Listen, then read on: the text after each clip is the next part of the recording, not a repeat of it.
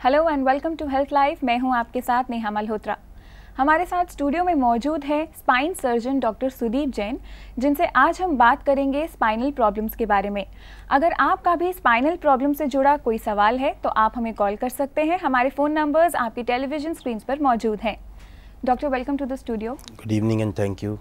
Doctor, lower back pain सबसे ज़्यादा common problem देखी जा रही है आजकल, तो सबसे पहले मैं चाहूँगी कि आप हमें बताएं किस तरह का पेन होता है ये दर्द कमर के निचले हिस्से में ज़्यादा होता है, जहाँ पर कमर की रीढ़ की हड्डी ख़त्म होती है और कूल्हे की हड्डी शुरू होती है।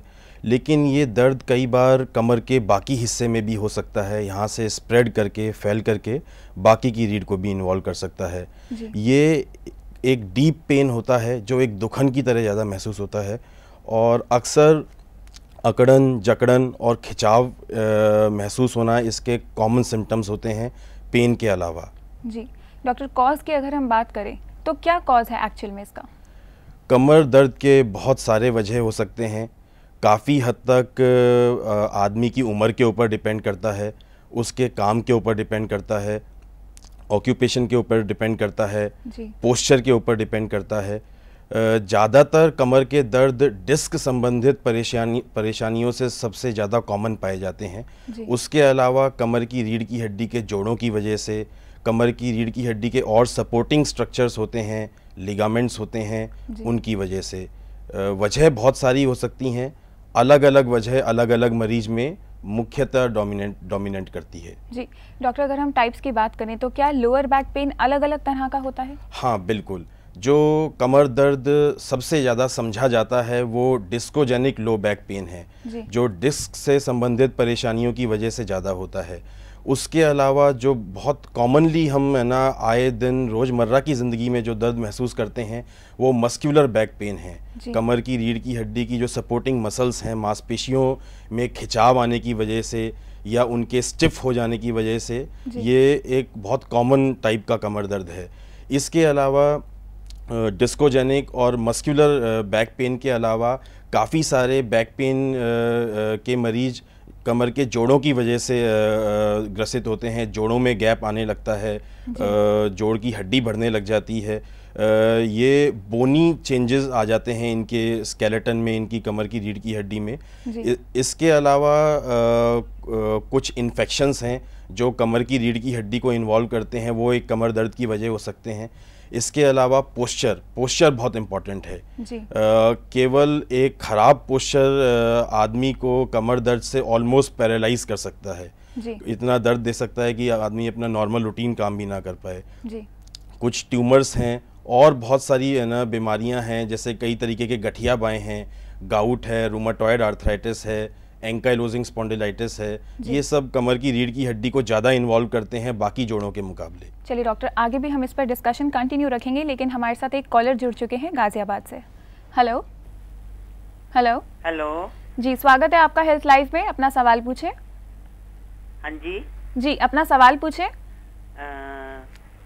जी मेरा सवाल है, मुझे कोई 6-7 साल से मेरे बैक में बहुत पेन होता है जी। मैं 57 इयर्स की हूँ जी। और मेरे को जी बताएं। मैं सुन रहा हूँ, आप बताइए। हाँ, और मेरे नंबर 4 और 5 में गैप है। जी, क्या जानना चाहते हैं आप? मैं ये जानना चाहती हूँ कि मैंने सब दिखाया है सब जगह, तो वो लोग कहते हैं कि आप सर्जरी कराइए। जी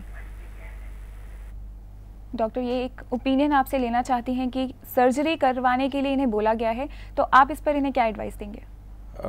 जिस तरीके से आपने बताया, शायद आपको लंबर कैनाल स्टेनोसिस है। आपने कहा कि आपकी रीढ़ की हड्डी में गैप बताया गया है। इसको साइंटिफिकली जब हम डिस्क्राइब करते हैं तो इसको लंबर कैनाल स्टेनोसिस बोलते हैं, जिसका मतलब कि आपकी नस जिस कैनाल में से, जिस रास्ते से पास करती है, वो कैनाल सिकुड़ गई है, उसका पैसेज ब्लॉक हो गया है, आपकी नसें दबी हुई हैं, जोड़ों में गैप आने की वजह से, जोड़ों की हड्डियां बढ़ी होने की वजह से, और उनमें नॉर्मल ब्लड सर्कुलेशन नहीं बन पा रही है। इसके लिए शुरू में फिजियोथेरेपी बहुत कारगर रहती है, ट्रैक्शन बहुत कारगर रहती है, कुछ तरीके की दवाइयों से हम इसको ट्रीट करते हैं।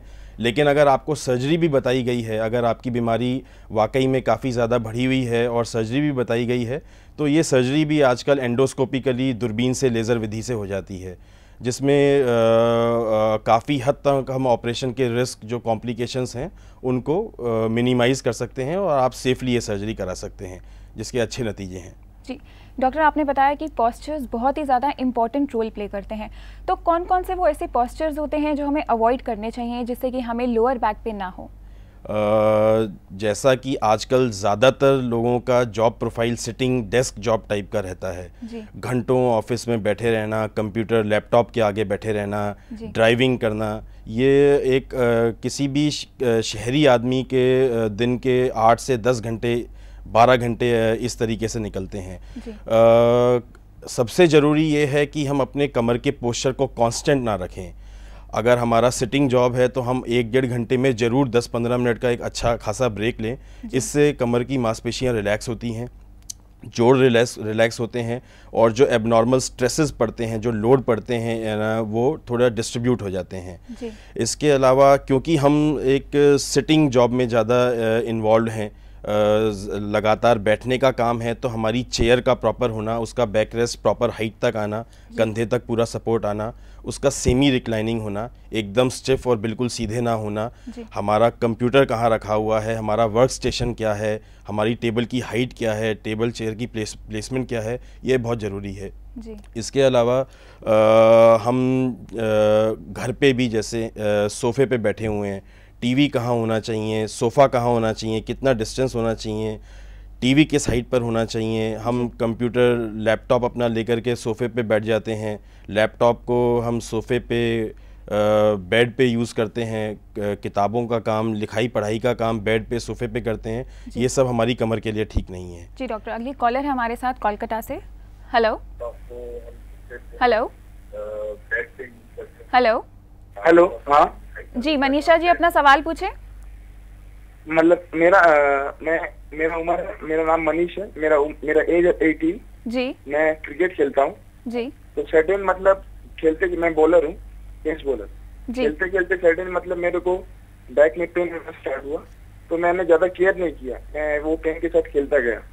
तो जब मेरा पेन बहुत ज्यादा बढ़ गया, मतलब उसके बाद मैंने नवंबर में डॉक्टर को कंसल्ट किया, तो डॉक्टर ने MRI करने को बताया। तो मैंने MRI किया, तो MRI के रिपोर्ट में स्पॉन्डिलोलिस्थेसिस आया था, ग्रेड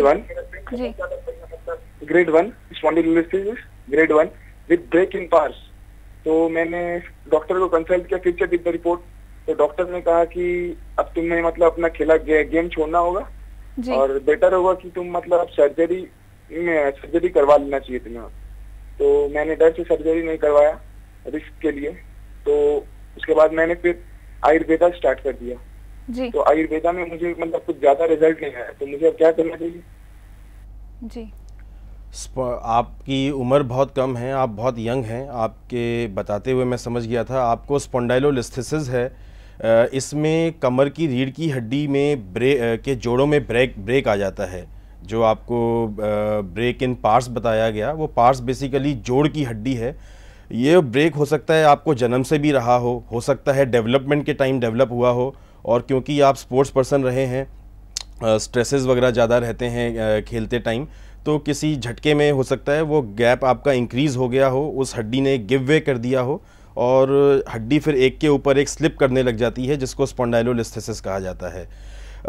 इसका मुख्यतः इलाज सर्जिकल है, क्योंकि ऑलरेडी डैमेज हो चुका है, ऑलरेडी आपके जोड़ों में गैप आ चुका है, जिसकी वजह से हड्डी एक के ऊपर एक स्लिप होनी, स्लिप्ड वर्टिब्रा या स्पॉन्डाइलोलिस्थेसिस ऑलरेडी डेवलप हो चुका है।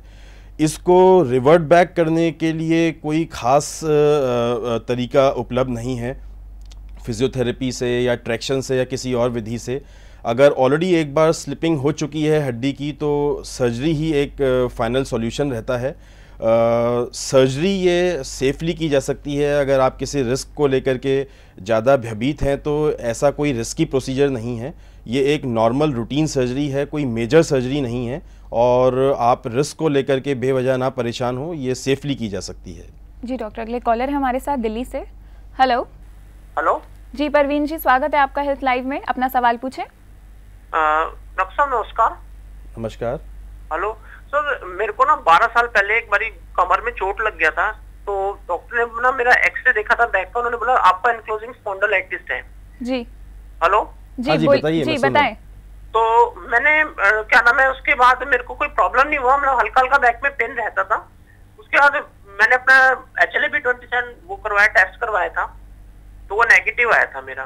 फिर मैंने अब 12-15 साल हो गए उस बात को, अब मेरे को फिर दोबारा से मतलब बैक में पेन है, हल्का सा है, पर मेरे नी में और शोल्डर में और इसमें एल्बो जॉइंट्स में पेन है जी। और मेरा जो एडी की जो हड्डी है ना मैम, वो भी बढ़ी हुई है। तो मैंने अपने टेस्ट वेस्ट करवाए थे, तो टेस्ट में हल्का सा भी चेंजेस दिखता है, मैंने पेल्विस में भी दर्द होता है यहाँ जी। तो मैं पूछना चाहता हूँ कि एंक्लोजिंग स्पॉन्डिलाइटिस तो नहीं हो सकता है?